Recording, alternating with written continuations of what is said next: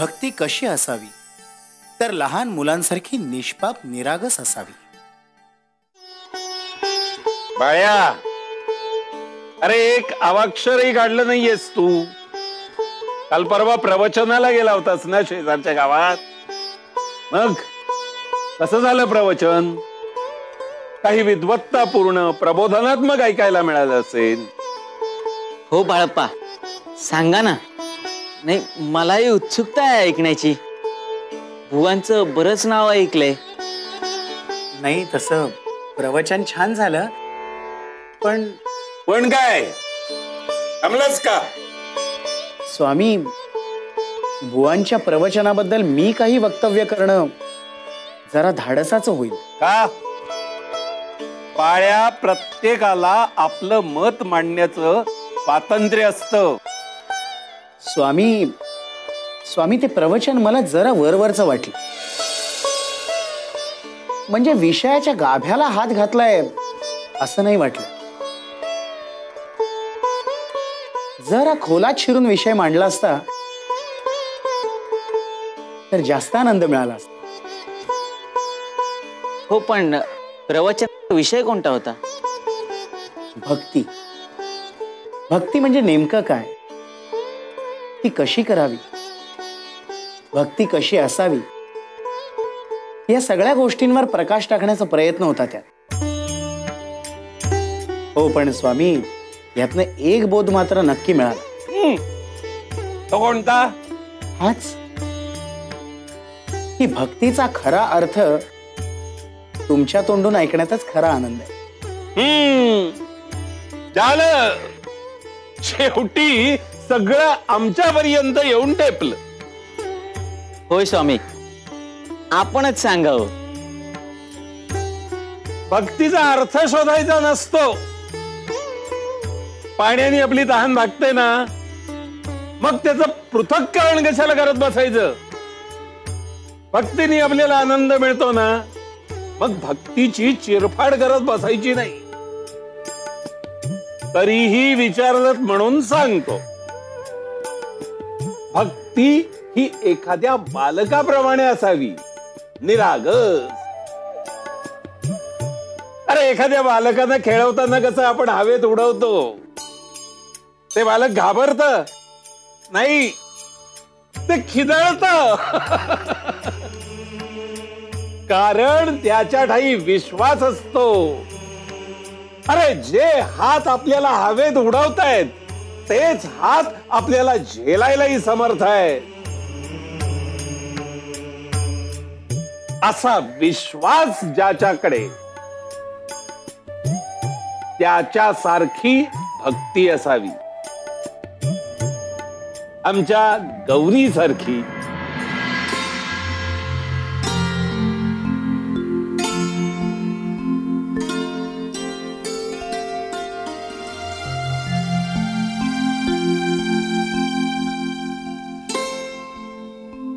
ताई, मी आलो. कोण रे तू? अगं मी आहे. मी? बापरे, भूत? अगं भूत काय म्हणतेस? अगं मी विनू, तुझा भाऊ. मग काय अवतार करून ठेवलेस? सगळं मातीने माखून ठेवलं अंग. सकाळी एकदा आंघोळ घातली होती ना, आता परत तुझं अंग स्वच्छ करायला लागणार आहे. बघितलं, मी सगळं काम करत होते, तू उठवलंस की नाही? तर जाऊन दे, आधी हातपाय धुवून दे जा. चला, काढा घ्या बघू. सावकाश. अहो, तो फार कडू आहे हो, माझ्यासाठी नाही घेतला जाणार. मंगला, अगं असं काय लहान मुलासारखं करतेस? हे बघ, हा काढा कितीही कडू असला तरी तो प्यावाच लागणार. वैद्यबुवांनी सांगितलंय की तो अतिशय गुणकारी आहे, आणि हा काढा घेतला की तुझा त्रास कमी होणार आहे असा विचार करून घे. पटापट पिता येईल बघ. घे, चल घे बघू. हा, पटकन, सावकाश. हा, शाबास. हे बघ, ही खडी साखर खा. हा, म्हणजे तोंड गोड होईल. एक गोष्ट लक्षात ठेव, तुझ्या या गरोदरपणामध्ये काही समस्या आहे, त्यामुळे ही अशा प्रकारची औषधं तुला घ्यावीच लागणार आहे. मग दरवेळी अशी तक्रार करून चालेल का? सांग बघू. तुमचं सगळं बोलणं पटतंय हो मला, पण या खेपेलाच असा त्रास होतोय. पहिली 2 बाळंतपणं झाली तेव्हा कुठे झाला इतका त्रास? आणि वैद्यबुवांनी तर सांगितलंय की ह्या खेपेचं बाळंतपण अगदी जीवावर बेतण्यासारखं आहे. ते ऐकल्यापासून तर माझ्या काळजात धस्स झालंय हो. आपले स्वामी महाराज आहेत ना, त्यांच्यावर विश्वास आहे ना तुझा? मग आपण वैद्यबुवा सांगतील ती औषधं वेळेवर आणि बिन तक्रार घ्यायची. बाकी सगळं स्वामींवर सोपवायचं, ते सगळं काही ठीक करतील. आणि आता फक्त थोडे दिवसांचा प्रश्न आहे. हत्ती गेलाय आणि शेपूट उरलंय. एकदा का तुझं बाळंतपण झालं ना की सगळं काही ठीक होईल. आणि आपली गौरी फार गुणाची पोर आहे हो. अगं, इतक्या लहान वयामध्ये ती सगळं किती जबाबदारीनं पार पाडतेय. अगं, अशी पोर आपल्या पोटी जन्माला आली हे आपलं नशीबच म्हणायचं. खरंय हो. तिच्याच भरोश्यावर आजपर्यंत सगळं निभावलंय ना.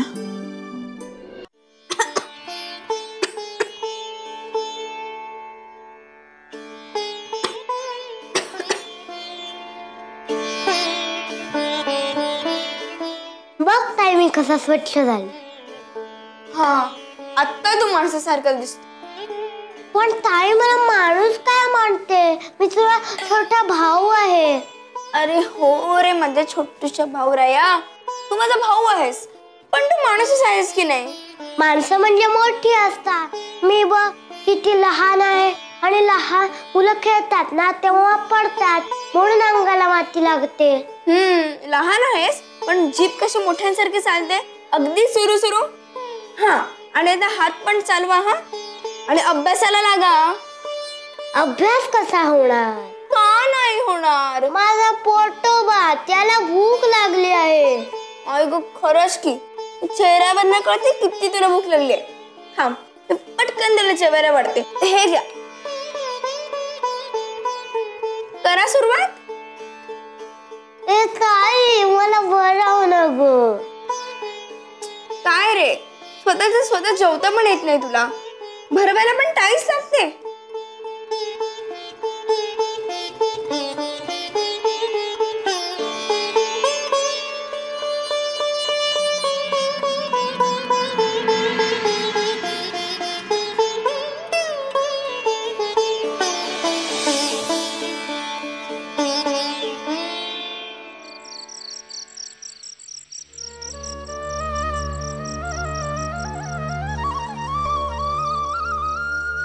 गौरी,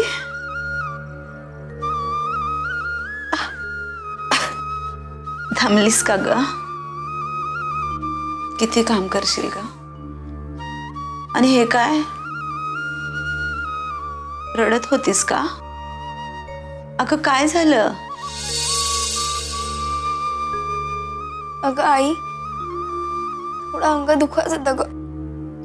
कितीही काम केलं ना तरी काम संपतच नाहीये ग, म्हणून थोडं रडू आलं.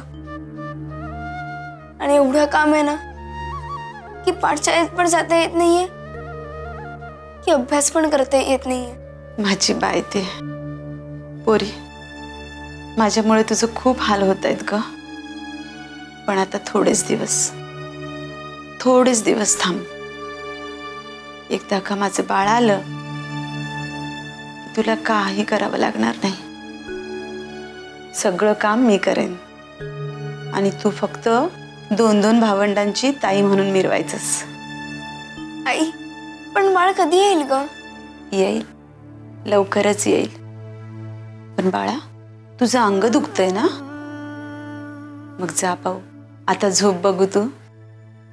आई, आता झोपायला मिळणार नाहीये ग. भाकरी करायचे पण पीठच संपलंय. पीठ दळायला लागेल. अगो बाई, मग आता ग? तर मी धान्य दळीन ना. बाळा, तू धान्य दळणार? हो आई, हे काम मलाच करायला लागणार आहे ना. तू आजारी आहेस, बाबा दिवसभर शेतात असतात, ते खूप दमतात. विनू खूप लहान आहे, मला माहिती आहे की माझ्या मदतीला कोणीच नाहीये. गौरी बाळा, एक गोष्ट लक्षात ठेव, आपल्याला कोणी नाही असं कधीच म्हणायचं नाही. अगं स्वामी आहेत ना आपल्या सोबत. तुला कधी जरी गरज लागली तरी स्वामींचं नाव घ्यायचं. तुला माहित आहे, स्वामी आपल्या भक्तांसाठी धावून येतात. अगं जिथे आई नसते ना तिथे स्वामी असतात. स्वामी आपल्या भक्तांसोबत असतात. खरंच आई? अगदी खरं. तुला कधीही गरज लागली ना की स्वामींचं नाव घ्यायचं, आपल्या मनातलं त्यांना सांगायचं. स्वामी आजोबा आहेत ते, आणि मग बघ तुझ्या मनातल्या सगळ्या इच्छा पूर्ण होतील.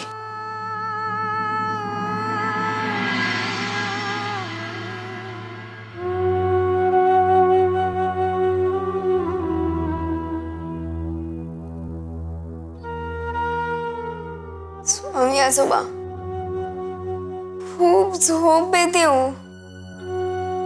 खूप दमायला झालंय मला, आणि अजून एवढं पीठ दळायचंय. पीठ नाही दळलं तर बाबांना भाकरी कशी देऊ? विणूला पण खूप भूक लागेल. आता मी काय करू?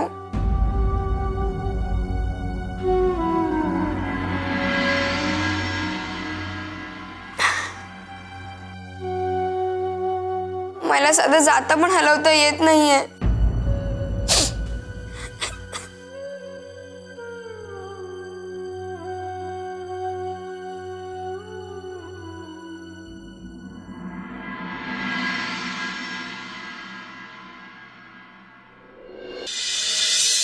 गौरी, ए गौरी, कोण आहात तुम्ही?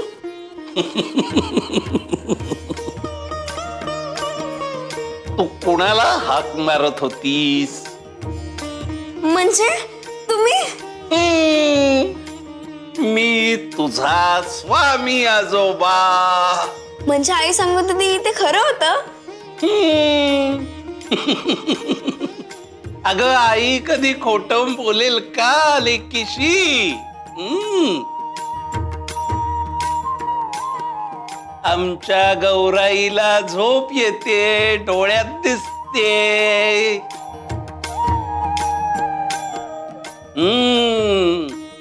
गौराबाई, जा पळा, जा झोपायला जा. मी करतो तुझं काम.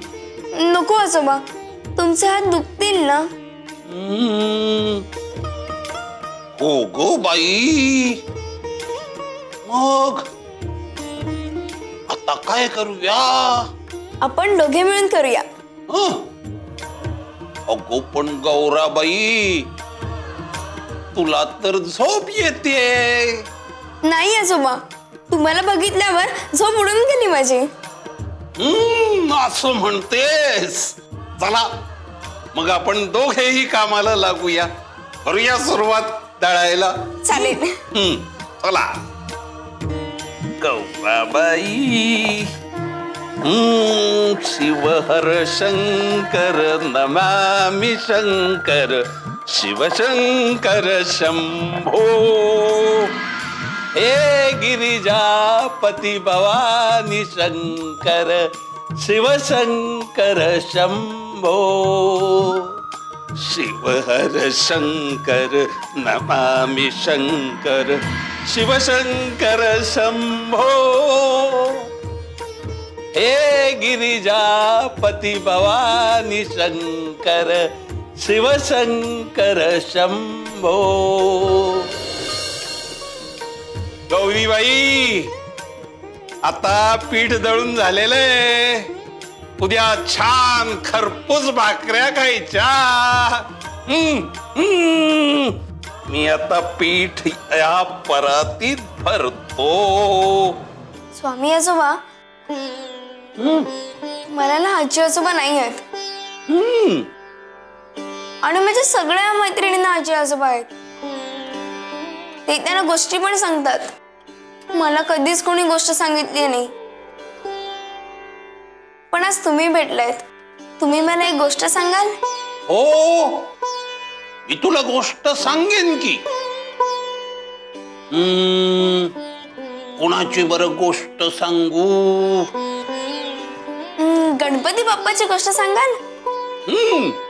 गणपती बाप्पाची.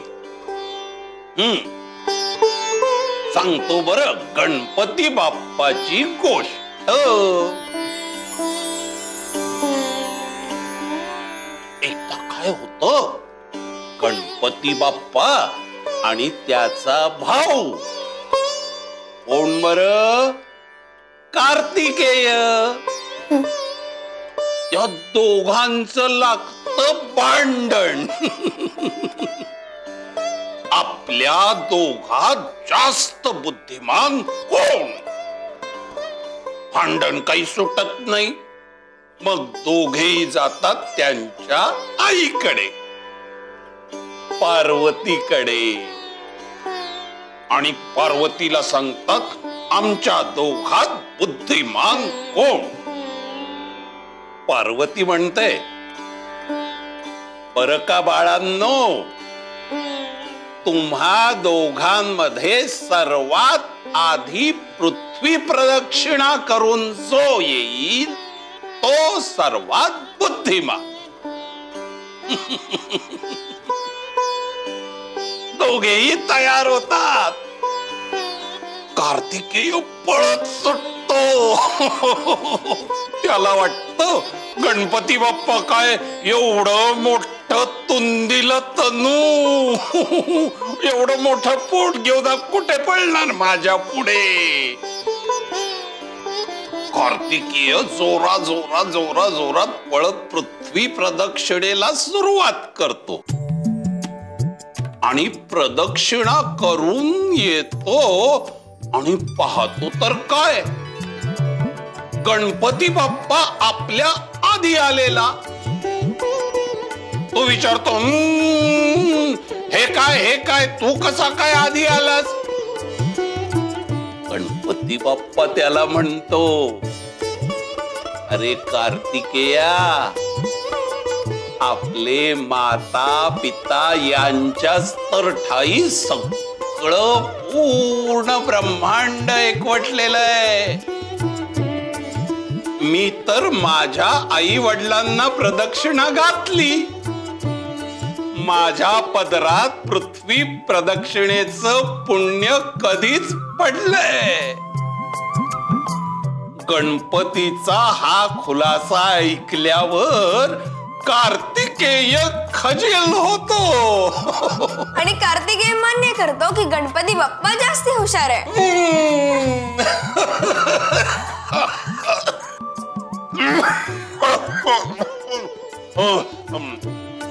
गौराबाई, दळून की नाही मला लागली आहे तहान. ठीक आहे, मी तुम्हाला पाणी आणून देते. हा,